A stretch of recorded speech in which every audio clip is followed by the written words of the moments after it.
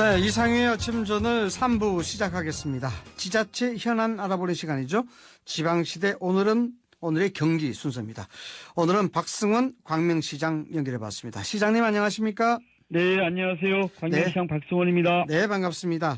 자, 시장님 벌써 취임 1년이 다 돼갑니다. 그동안 네, 1년이 다 돼갑니다. 시정 돌아보신다면 어떻습니까?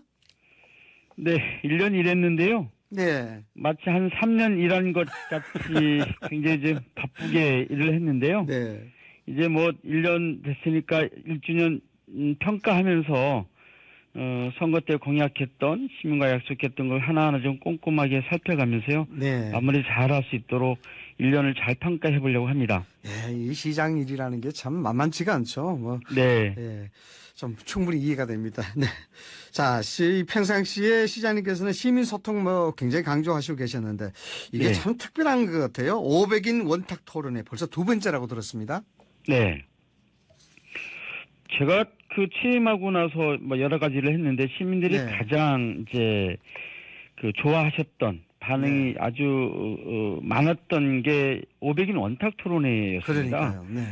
그 과정을 통해서 시민들이 굉장히 좋아했던 이유는 내가 제안한 것, 말한 것이 시정에 반영되기도 하고 반영될 것이다라고 하는 그런 희망 때문에 굉장히 좋아하셨고요. 네네. 그 원탁 토론회를 이제 계속 저희가 지속적으로 하는 이유는 시민과 함께하는 시정을 펼치겠다라고 하는 그런 이제 목적을 가지고 하고 있는데요. 네네. 실제로 행정에 있어서 가장 중요한 것은 시민의 다양성을 존중하고 그러한 토론회를 통해서 좀 민주주의를 실현하는 것, 이것이 새로운 시대에 맞는 행정이 아닌가라고 하는 판단 속에서 원탁 토론을 진행하고 있는데 사실은 제가 오랫동안 정치하면서 가져왔던 생각이어서요. 꾸준히 시민과 함께 이런 토론을 진행하려고 합니다. 이게 500인 원탁 토론회가 굉장히 실험적이거든요. 그래서 이거 의견을 하나 모아가시기가 굉장히 힘들 텐데 그럼에도 불구하고 두 번째나 이렇게 조직을 하셨는데 기대가 됩니다. 네. 자, 이번에 또 공무원 조직 혁신도 강조하셨다고요? 예. 그래서 이제 뭐 우리 공무원들도 사실은 시장이 갖고 있는 이제 시장에 대한 방침, 철학 이런 것에 같이 이제 공직사회에서 서로 공유하고 공감하는 것들이 중요하지 않습니까? 네네. 그래서 그런 것들을 함께 직원들과 의견을 소통하는 것도 중요하지만 공직사회의 공무원 스스로가 혁신하고자 하는 의지가 또 중요하다고 보거든요.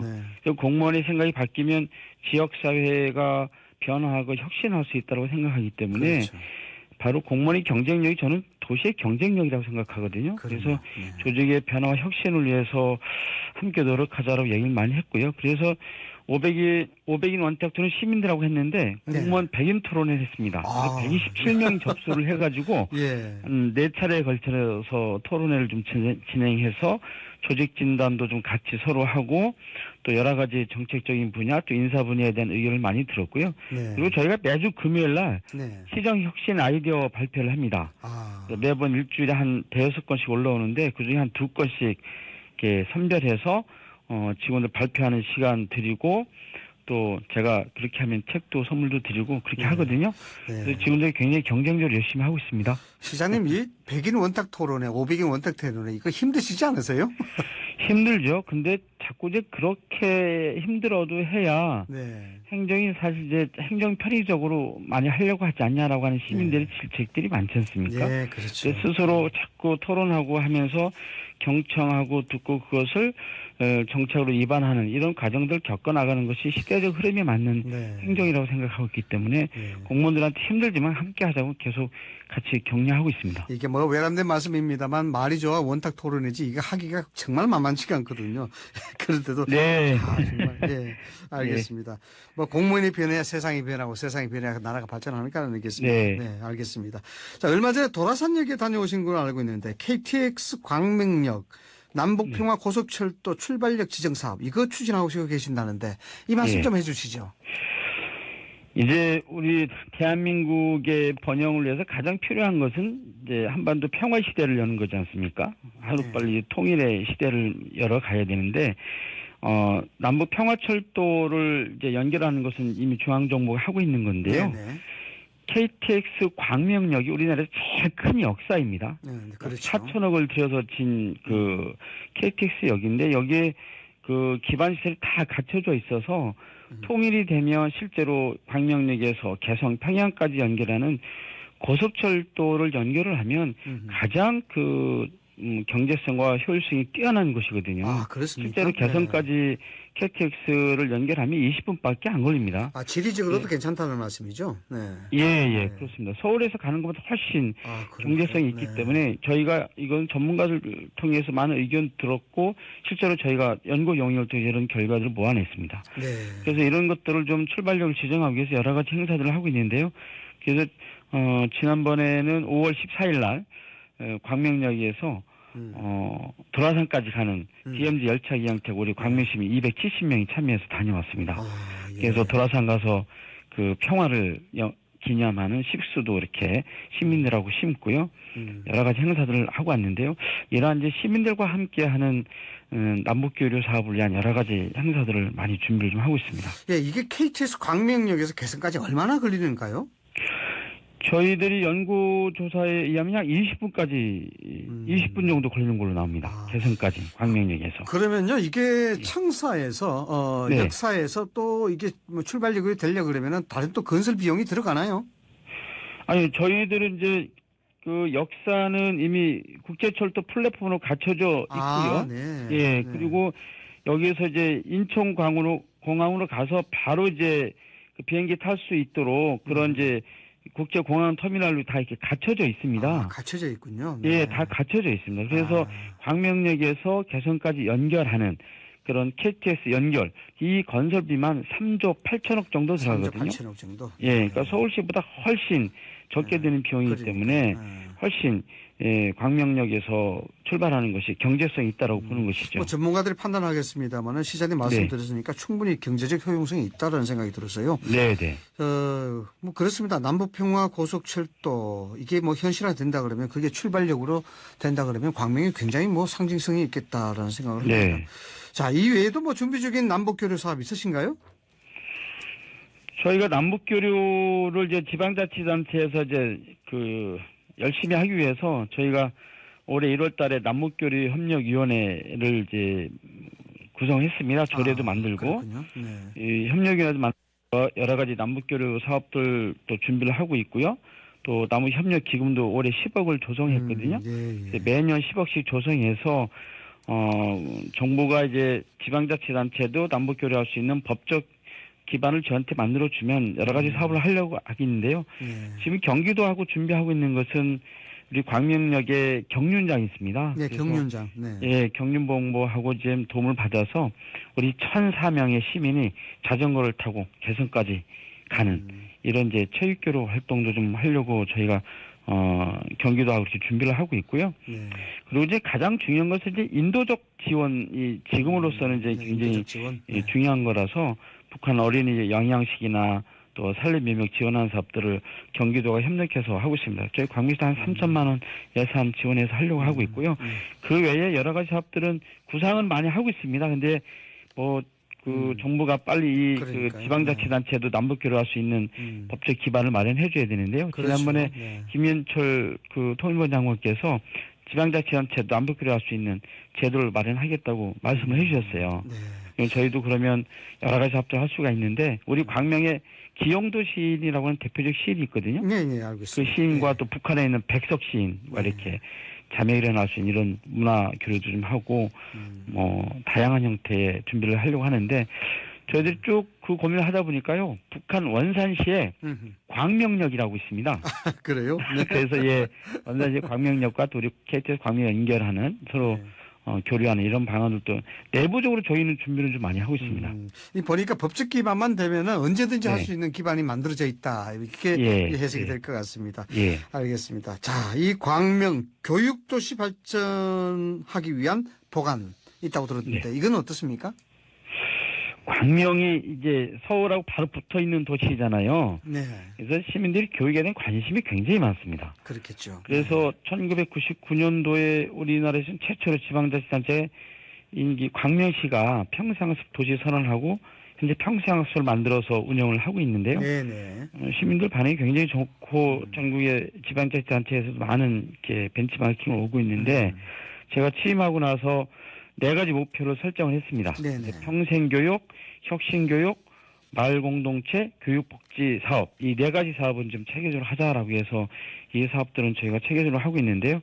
그래서 올해 저희가 3대 무상교육을 하고 있는데, 네. 기존에 하고 있던 무상급식, 무상교육, 무상교복 사업 네네. 포함해서 올해부터는 고등학생들한테 수업료를 지원하는 무상교육 사업들을 진행을 좀 하고 있는데요. 네. 하반기부터 교육부 장관께서 고등학생들한테 무상교육 한다고 그랬는데 저희 광명이 좀 먼저 진행하고 있습니다. 먼저 진행하고 그리고 이제 계시고. 네. 예, 가장 또 공교육을 활성화하기 위해서는 교육청과 협력을 잘해야 하기 때문에 교육협력지원센터 현재 준비를 하고 있고요. 우리 시민들이 학교하고 함께 학교 체육관을 이용해서 시민들의 이제 생활체육을 많이 활성화할 수 있도록 우리 광명에 있는 16개 학교 체육관을 개방하기로 했습니다. 네. 그래서 희박식을 하고 학교 체육관 개방해서 하고 있는데, 그렇게 교육협력 사업들을 저희가 꾸준히 하고 있는데요. 올해 초중고등학교 교장 선생님하고 학부모님 모시고 교육 예산 설명을 했는데 하다 준비하다 보니까요, 우리 광명시가 교육청이 지원하는 예산이 한 490억 정도 됩니다. 그렇군요. 네. 그래서 광명은 교육도시에 관심이 많은 만큼 교육 사업들 많이 하고 있는데, 사실은 시민들의 그런 욕구가 굉장히 많습니다. 네. 시민들의 그런 요구에 의해서 시민들의 제안한 정책 사업에서 많이 진행하고 있는 그런 사업들입니다. 네, 알겠습니다. 자, 이제 일자리 창출, 이게 가장 현안인데요. 국가적으로도 네. 그렇고. 각계 각층을 위한 맞춤형 일자리 창출 추진하신다고 합니다. 네. 예. 사실은 이제 민간 기업에서 일자리 창출을 많이 해야 되는데, 그래도 이제 문재인 대통령께서는 공공분야 일자리 창출을 많이 하자라고 하는 의견을 계속 주고 있어서 저희 지방정부에서도 노력을 많이 하고 있는데요. 네. 저희 광명시도 여하튼 저희 계획상으로는 2020년까지 약 공공일자리 한 2만 5천 개 만들려고 노력을 많이 하고 있는데요. 지금 저희가 그래서 제도적으로 지금 시장지속 일자리위원회를 구성을 해서 여성, 노인, 청년분과 세계분과 만들어서 30명의 의원들이 한 달에 2번씩 회의를 합니다. 그래서 계속 안들을 좀 받고 있고요. 또 최근에 노인 일자리만 별도로 노인 인구가 많아지고 있기 때문에 노인 일자리에 관련된 TF팀 구성을 해서 준비를 하고 있고, 지난번에 일자리위원회 부위원장 이목희 위원님 찾아뵀습니다. 그래서 노인 일자리에 대한 특별한 좀 대안을 주셨으면 좋겠다는 제안도 드렸고요. 지방정부가 직접 공공일자리 좀 창출할 수 있도록 예산을 적극적으로 지원해달라는 요청도 좀 드렸습니다. 일자리 포럼에 좀 참여해서 저 광명시가 하고 있는 공공분야 일자리 관련해서 저희가 좋은 사례를 또 많이 발표하고 있고요. 최근에 가장 저희가 반응이 좋은 게 저희 광명이 뉴타운 사업을 하고 있는데 11개 지역을 하고 있어요. 그래서 안전보안관을 저희가 20명 채용해서 하고 있는데 반응이 너무 좋아서 20명 더 이렇게 채용하는 걸로 해서 현재 그런 사업들을 계속 하고 있고요. 또 요번에 이제 하자가 하도 많아서 비닐하우스 같은 곳에서 화재가 많이 나더라고요. 그렇죠. 그래서 이런 저희 농촌마을 주변 지역으로 해서 비닐하우스나 좀 불법 지역 단속하는 그런 이제 단속 지원들을 좀 강화하는 형태로 그쪽에 일자리 만드는 것도 업무 지시해서 또 준비하고 있습니다. 예, 알겠습니다. 사실 잘 찾으면 공공분야에서 할 수 있는 일자리 굉장히 많이 있습니다. 그렇겠죠. 네. 시장님께서 말씀을 하셨습니다만은 일자리도 중요한데 이 도시 재생도 중요한 현안이거든요. 중장기 대책은 어떻게 진행되고 있습니까? 도시재생 사업의 가장 중요한 문제는 사실은 이제 우리 도시의 주거 문제를 어떻게 바라볼 것인가에 대한 관점이 좀 시각이 좀 바뀌어야 된다는 생각을 좀 갖고 있어요. 과거에는 이제 뉴타운이나 재건축, 재개발을 통해서 이것이 도시의 어떤 기반을 새로 바꾸는 과정에서 재테크의 관점으로 바라보는 게 굉장히 많아서 사실은 그 과정에서 이곳에서 다시 정착하지 못하고 대부분 다 떠나시잖아요. 근데 실제로 이제 주거 문제를 우리의 삶의 문제로 바라보면서 좀 조금씩 이 안에 살면서 정착하면서 주민들과 함께 마을 공동체를 형성해 나갈 수 있는 그런 큰 틀에서 고민을 해야 되기 때문에 좀 멀리 길게 보고 이 사업들을 추진해야 돼서 많은 안들은 갖고 준비를 하고 있습니다만은 현재는 시스템을 구축하는 과정입니다. 저희는 그래서 네. 도시재생 총괄기획단을 구성을 해서 사실 기획단 단장이 도시장입니다. 네네. 여기에 전문가하고 주민협의체 위원들 다 참여해서 기획단을 운영해서 여기서 논의를 좀 많이 하고 있고요. 그리고 뉴타운 해제 지역에 대한 도시재생 활성화 전략에 대한 연구 영역들을 하고 있고요. 주민협의체 만들어서 논의하고 있고 또 광명타워 주차장을 중심으로 한 광명타워를 만들어서 그곳에 좀 편의시설도 제공하고 주차 공간도 확보하고 이런 사업들을 준비하고 있고요. 그리고 도시재생 문제가 단지 주거 문제로만 한정되어 있는 것이 아니라서 사회적 경제를 하시는 분들, 마을 공동체 하시는 분들, 네. 또 에너지 재생 에너지와 관련된 부분과 다 포함한 이런 어떤 총괄 지원 분수를 하나 만들어서 좀 체계적으로 하려고 하는 준비를 좀 하고 있습니다. 알겠습니다. 시장님 지난달 초에 말이죠. 박원순 서울시장 만났다고 하는데 뭐 어떤 대화 나누셨습니까? 아, 광명이에요. 서울시 땅이 한 2만 평 정도 되는 서울시 땅이 그렇군요. 있습니다. 예. 이 땅이 1980년대에 이쪽에 이제 구로 가산 디지털 단지의 공장 노동자들을 위한 숙소로 쓰고 있었는데 네네. 이게 다 비어 있습니다. 지금 공실이 되어 있어요. 근데 이 서울시 땅을 다시 이제 개발을 해야 되는데 이제는 광명시가 개발할 수 있도록 돌려달라. 그 얘기하러 박원순 시장 만났습니다. 근데 박원순 시장은 저보고 그 땅을 사서 개발하라고 하는데 그 땅값이 꽤 많이 돼서요. 네네. 서울시와 공동으로 개발안을 가지고 지금 서울시하고 TF팀 구성해서 논의를 하고 있는 상황입니다. 예, 뭐 서울시하고 풀어야 될 현안이 있어 보이는데 광명시에서 서울시 구로 차량 기지 이전 이 결사 반대하고 있다는데 이거 어떻게 풀어나가실 생각이십니까? 가장 큰 문제는 시민들이 이걸 동의하지 않는다는 거죠. 그러니까 구로에 있는 차량 기지가 광명시로 이전하는데 일단 광명시와 광명 시민들이 동의를 먼저 해야 되는데 현재 동의를 받지 않은 상태에서 국토부가 이 사업을 추진하고 있는 것이 첫 번째 문제이고요. 두 번째 문제는 이 광명의 도덕산 한가운데 약 8만 5천 평이 들어온 거기 때문에 환경을 파괴하는 시설입니다. 혐오 시설이기도 하지만 그리고 궁극적으로는 광명시의 도시발전을 저해하는 장애물이 되고 있기 때문에 우리 광명시에 전혀 도움이 되지 않는 시설입니다. 우리 시민들의 요구가 딱 두 가지입니다. 그래서 이 광명시로 이 시설이 들어오면 안 된다라고 하는 입장인 거고요.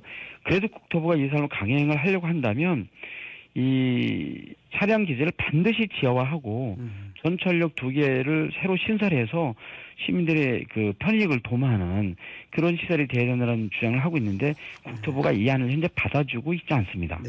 그래서 여하튼 저희는 국토부와 계속적인 협의는 해야 되겠습니다만은 우리 시의 요구를 받아들이지 않으면 아마 시민들의 강력한 저항에 의해서 이 사업은 추진하기 어려울 것 같습니다. 예, 시장님 시간이 없었어요. 마지막으로 간단하게 여쭙겠습니다. 광명동굴이 굉장히 유명한데 광명동굴 개발 운영 계획하고요. 또 우리 시장님께서는 공문학과 출신인데 문화지망 청년에서 이제 자치단체장이 됐는데 앞으로 포부 이런 희망 이런 것 좀 이야기해 주시죠. 네, 광명동굴이 연간 한 120만 명 정도 이제 오는 대표적인 관광 도시가 됐는데요. 여름에 휴가 가는 피서 가는 굉장히 좋은 시설입니다. 굉장히 시원하거든요. 여름에 좀 시민들이 많이 시청자분들이 오셨으면 좋겠고요. 제가 국문학과 출신이다 보니까 사실은 감동을 주는 행동이 무엇일까라는 고민들을 많이 하고 있습니다. 문학이라고 하는 것은 독자들한테 감동을 그리고 쾌락을 주는 그런 역할을 하는 거잖아요. 그런 것처럼 제가 국문학과 출신이라서 어떻게 하면 시민들에게 감동을 주고 시민들한테 공익적 서비스를 강화하는 공공성을 강화하는 그런 시장이 될까 이런 고민들 많이 하면서요. 그런 과정을 통해서 민주주의를 제대로 실현하는 그런 감동을 주는 시장이 되고 싶습니다. 네, 아무래도 국문학과 출신이시니까 이 감성, 감정 이런 부분에 대해서는 시민들과 교감하기가 아주 쉽지 않을까 하는 생각을 합니다. 자, 시장님 마지막으로 좋아하시는 음악 있으면 한 곡 신청해 주시죠. 예. 오늘이 노무현 전 대통령 10주기 되는 날이어서요. 이승철의 그런 사람 또 없습니다라고 하는 노래 신청해도 괜찮을까 모르겠습니다. 알겠습니다. 이승철의 노래 그 사람 또 없습니다. 전해드리겠습니다. 여기까지 듣겠습니다. 지금까지 박승원 광명시장이었습니다. 감사합니다. 네, 감사합니다.